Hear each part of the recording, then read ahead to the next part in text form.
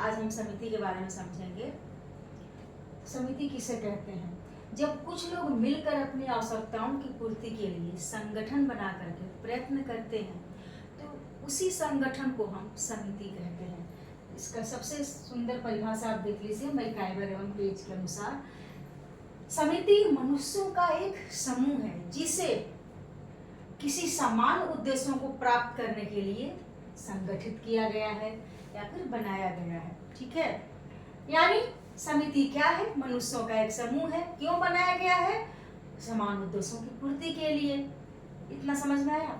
फिर उसके बाद विशेषताओं की बात कर ले तो ये क्या है? व्यक्तियों का समूह। समिति का निर्माण व्यक्ति ही करता है ना? तो ये क्या है? यह व्यक्तियों का समूह होता है। निश्चित उद्देश्य, समिति के निश्चित उद्देश्य होते हैं।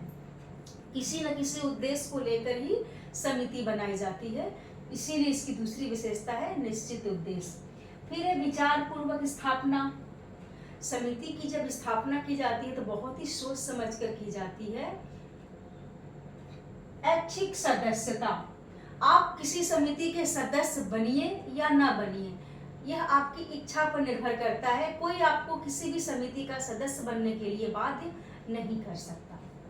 अस्थायी प्रकृति, जैसा कि पहले बताया जा चुका है कि समिति क्या है? निश्चित उद्देश्य होते हैं, यानी समिति का जब निर्माण किया जाता है तो इसके पीछे हमारे कुछ निश्चित उद्देश्य होते हैं और जैसे उन उद्देश्यों की पूर्ति हो जाती है समिति को वहीं पर भंग कर दी जाती है। ठीक है, हुआ इतना क्लियर?